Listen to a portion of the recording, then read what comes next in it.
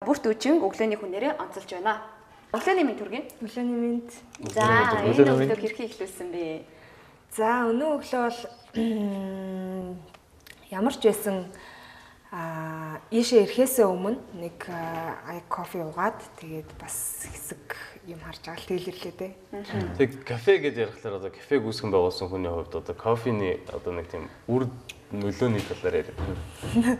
За яг кофе гэдэг ундааны талаар юу ярих юм бол энийг бол одоо success drink буюу амжилтын ундаа гэж онцолдог тийм. Сүйдээ цайнаас ялгаатай нэг кафеин агуулж байгаа учраас ерөнхийдөө бол ажиллаж байгаад ядарсан жоохон энерги хэрэгтэй байгаа ч юм уу тийм жоохон тархиас сэргээх хэрэгтэй байгаа тийм тохиолдолд одоо хэрэглэх юм бол илүү одоо үр дүнтэй. Тэгээд яг кофетэй холбоотой зөндөл олон одоо гой тийм байгаа л да. Гэхдээ ерөнхийдөө бол анзаарах юм бол том тий офисууд тийм газруудын доор кофе шопууд бол маш амжилттай ажилладаг. Тэгээд анх яаж би кафег байгуулж явах тэрхүү түүхээс уулзаач.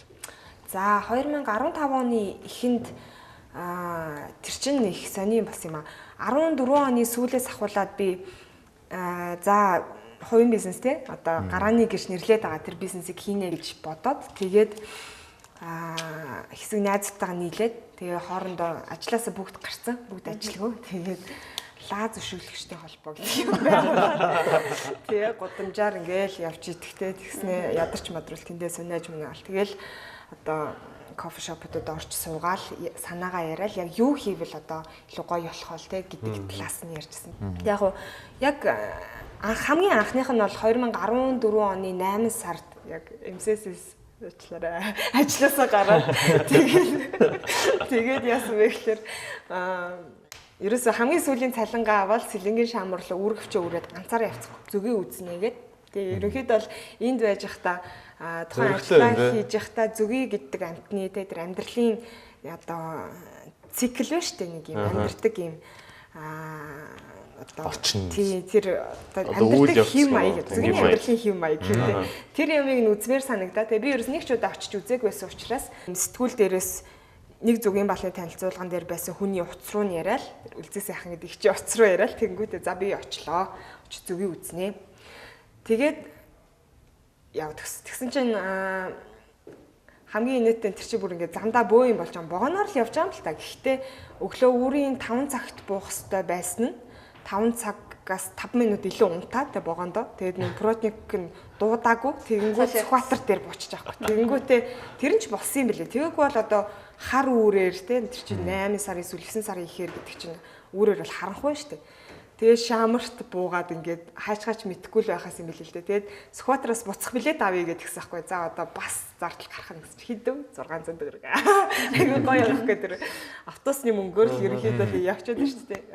Ерөнхийдөө сэлэнг рүү яасан дээр аялал ирэх буцахтайгаа идэж ухтаа нэлээд 20,000 төгрөг болчихсон.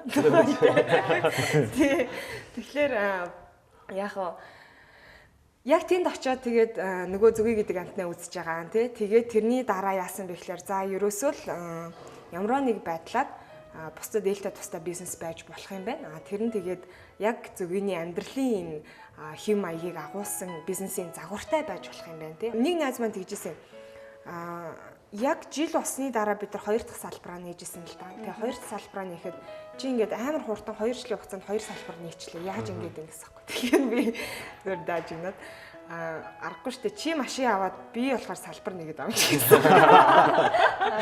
Тэгэхээр яг нийгэм дээлтэй бизнес эрхэлж байгаа хүний гол баримталж явах ёстой зарчим нь болохоор за хүн одоо бодъё л та тий бид нар би бол ерөнхийдөө жилдээ нэг л ширхэг одоо кет гэдэг чинь гутал те хилээж чадчих спорт гутал.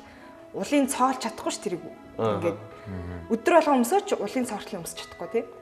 Тэгсэн мөртлөө би дахиад 9 ширхэг тийм гутал авъя гэдэг шунлаар яах юм бэ гэж л бодох хэрэгтэй байна. Тэрний оронд 9 ширхэг гутал авмаар байгаа тэр мөнгөө арай хэрэгтэй юм зарцуулаад тэр нь дахиад нэг хүнд одоо ажлын байр бий болгоод ч юм уу те. Нөгөө талаасаа гэх юм бол тухайн хүн өөрөө яг өөрийнхөө замыг сонгох тэр одоо зоригтой алхмыг хийхгүй юм бол тий одоо миний зам бол хүн болгонд өөр замууд байгаа шүү дээ. Тэгээд одоо чи миний зам бол энэ компанид ажиллаад карьертай байгаа л одоо захирал болохоо гэдэг ч юм зарим хүмүүс бодож байгаа. Зарим нь болохоор удахгүй би бодож байгаа тий.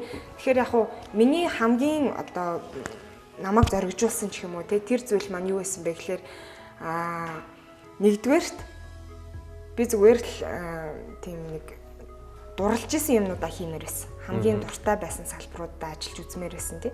Хоёрдугаар гэх юм бол тэр одоо бараг л тийм тэнэгч юм уу те авир залуухан байсан болохоор зүгээр л ингээ зориглоод юу ч байхгүй ш чинь ураасан мөнгө ч байхгүй те одоо танилталч байхгүй сайн ах ч байхгүй тэгээ борц ширээ дайрч орж ш тийш чинь бүх юмнуудыг эхнээс нь ахуулаад те босгож ирээл явсан тийм. Тэгэхээр яг нэг талаасаа эхлүүлсэн те би нэг юм боцсохгүй сайн ингээд зарим нэг шалтгаануудаас болоод би кафег түр хаах болгоо.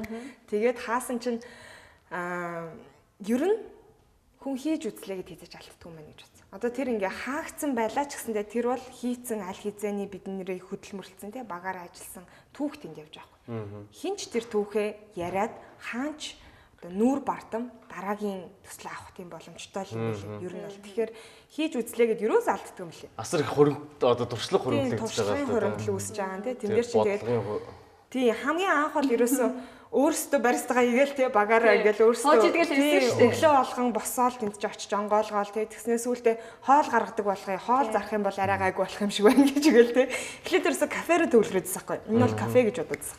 Тэгээд би ч өөрөө 2 сармаар өөрөө галтгоондоо хоол хийж үтсэн те одоо хөгжилтэй түүх зөндөө байгаа. Худалдаа аж үйлдвэрлэлийн танхимаас хүмүүс уулзгаад ирлээ гэд манай бариста намайг галтгоонд хоол идэж орж ирээд хэлдэг байхгүй гэсэн чи за гэхдээ тэр хүмүүс харин цовын захиалсан 3 цовын гэдэг. Би хийх ёстой нөгөө тэнгүүтээ. За 7 минутын дараа цовын чин гарна гэж хэлээрээ. Өөрөө тэр бүх юм аяж штэ. Тэгээ тэр цовын угаасаа яг бүх юм нөгөө өглөө ирээд бэлтгэдэг учраас 7 минутанд гарах ёстой. Тэгээ 3 цовынгийн өгчөөд галтгооны хаалгаар гараад уртлынхаа хаалгаар юу ч хэлээгүй шиг. Өөр хүн орж ирж байгаа шиг өөр ажиллаж. Миний тийсэн цовын гэж штэ. Их хэвчлэгээр. Тэгэхээр яг тийм нэг бизнес scale ботхоор тий эсвэл одоо гой нэрлдэг штэ хүмүүс. Entrepreneur тийж бичдэг штэ тий.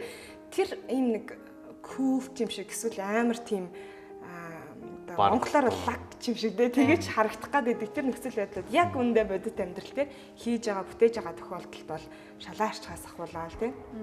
Тэгээд бүх зүйлүүд ингээд өрөндөг. Нөгөө талаас гэх юм бол би кафед маш олон хүмүүс одоо сэтгэлээ бичиж үлдээсэн байдаг. Тэнд бид нар одоо ханын цай гэдэг хөтөлбөрийг хийж эхэлсэн хамгийн анх. Одоо ханнаас та жишээ нь кафед ороод би өөртөө нэг кофе авъя, ханд нэг кофе авъя гэж хэлж болно гэсэн үг. Тэгээд кофе авч явах боломжгүй, цай авч явах боломжгүй хүмүүс нь тэндээс ханнаас нэг цай авъя гэхүү гэж хэлээд тэгээд цайгаа аваад уудаг гэдэг ч юм те. Гэх мэтлэнгээр тэгэхээр яаж нийгэм дээлтэй байж болох вэ гэдэг талаас нь аюух бодож. Маш инэрэнгүй үйл юм те. Яг одоо бол би кафегийн хідэн салбар ажиллаж байна. Бас хаасан гэд хэлжсэн шүү дээ. Тэгэхээр одоо аль салбарыг хаач вэ? За кофе шоп гэдэг бол одоо зөвхөн лайфстайлын нэг хэсэг болсон. Тэгээ кофе гэдэг ундаа нь өөрөө амжилтанд хөтэлдэг ундаа болсон. Гэхдээ л зах зээлд ялгарх хэрэгтэй. Тэгээ тийм учраас энэ дээр би кафе тун удахгүй маш одоо өөр үнцэнтэйгээр гарч ирэхэд бэлтэж байгаа. Тэгээд 10 дугаар сарда багтаад бас дараагийн гоё зүйлсүүдээ хуучин би кафег хайрлаж ирсэн дээр үйлчлүүлэгчтэй зориулаад дахиад эхлүүлнэ. Тэгээд би кафе ер нь ирээдүг үе яаж хардсан юм болоо тийм ээ одоо хитийн төлөв гэдэг юм уу? Тийм. Ер нь сая хаачаад би байшаа амарсан. Байшаа амарсан. Тий, зүгээр л байшаа амарсан гэдэг. Яг тэгэхээр би кафе хитийн төлөв нь гэх юм бол энэ одоо сургууль болох хэрэгтэй гэж харсан. Амар сонир санагдчих юм байна. Сургууль. Тийм. Гэхдээ амжилтаа одоо төлөвлөж байгаа, амжилтаа ингээд мөрөөдөж байгаа тий тэр хүмүүс зориулсан яг мөрөөдөгчдөд зориулсан сургууль болох хэрэгтэй гэж харсан. Тийм ч учраас би бас яг сайн асуух гэсэн сууч сургалтанд сууд юм уу гэж. Одоо жишээ нь одоо маркетингийн сонирхолтой хүмүүст одоо зориулагдсан ч юм уу. Эсвэл ерөөхдөө ингээд маш олон хүмүүс хүрэлцэн ирж байгаа шүү дээ. Тэгэхэд одоо жишээ нь би эгигээс нэг маркетингийн одоо ондоо санаа авчихад бол надад тэр нь одоо ингээд толгоонд хөрвөлдөлтөд үлдчих юм бол айгу тааламжтай мэдрэмж авна шүү дээ бид хүмүүс. Тэгээд нэг ямар нэг юм ойлгоод ондоо өнцгөөс бас харах миний нүд нэгэн тийм. Тэгэхээр одоо сургууль гэж ярихлаар бас айгу таалагдж байна л да. Тийм би кафегийн цаашдын төлөвлөгөө юу гэж харсан бэ гэхээр яг энд одоо тухайн хүний чадварыг үнэлэхийн тулд нэг 3 юм яригадаад байна. Нэгдүгээр боловсрал, энэ бол одоо диплом цаасаар нэг баталж болдог юм тийм. Хоёрдугаарт мэдлэг. За энэ бол тухайн хүн өөрийгөө одоо мотивацжуулж ингэж олж авч байгаа. Гурав дахь нь эрдэм гэж нэрлэгдээд байгаа. Энэ бол одоо зохис хэмжээг баримтлах. За бүр цаашаага одоо цэвэрч байх хүртэл эрдэм болж байгаа хгүй. Одоо шудраг байх гэдэг ч юм уу ёс зүйтэй байх энэ бүх зүйл. Тэгэхээр яг энэ зүйлсийг ярилцдаг газрыг л бий болгомоор байна. Тэгээд сургууль ямар байх хэвээр вэ гэхээр та бизнес хийх гэж байна уу те? Төрөвчөө хийх гэж байна. За төрөвчөө хий. Би танд боломжийг ч олгоё. Мэдлэг нь үнэгүй, сургалт нь үнэгүй. 3-4 жилийн дотор эндээс гарахтаа энэ гоё шилэн барилгаар орно шүү те. Дараагийн офис чи энэ байх болно. За тэгээд яах ёстой вэ гэхээр энэ бүх юмнуудыг танд өгч байна. Та зүгээр бизнесээ л сайн хийгдэх гэж аахгүй. Тэгэхээр ийм боломжуудыг олгодог яг нэг Applied Universities гэдэг шиг тийм одоо системийг оруулж ирж болох нь уу гэж судалж байгаа. За үнэхээр хүн болж төрснийхөө хэрийг бүтээ яг гэх юм бол яг тийм нэг сургууль хийчих юм бол одоо харамсах юм алга тийм. За. Тэгээ бидний ярилцах цаг бол дуусч байна. Тэгээ бүртгүүчэнтэй ярилцах сэдв зөвхөн одоо би кафе биш, зөвхөн одоо би сургууль байгуулах гэж байгаа тухай биш. Цаашдаа зөндөө олон зүйлийг хийж байгаа. Одоо ч гэсэн хийсээр байгаа. Одоо ийм их бүтээлч үсгийн учраас өнөр их одоо амжилттай учраас ярих одоо сэдв маань үнэхээр өргөн байгаад байна. Гэтэл цаг маань бага байна. Тэгээ өнөөдөр бид нартай өглөөгөө зориулаад тийм ээ ийм сайхан ярилцлагыг бид нар нэг гоё ном уншсан юм шиг болчихлоо. Харин тэглээ. Тэгээ баярлалаа. Маш их баярлалаа. Баярлалаа. За ингээд эх орны өглөө хөтөлбөр үргэлжилж байна.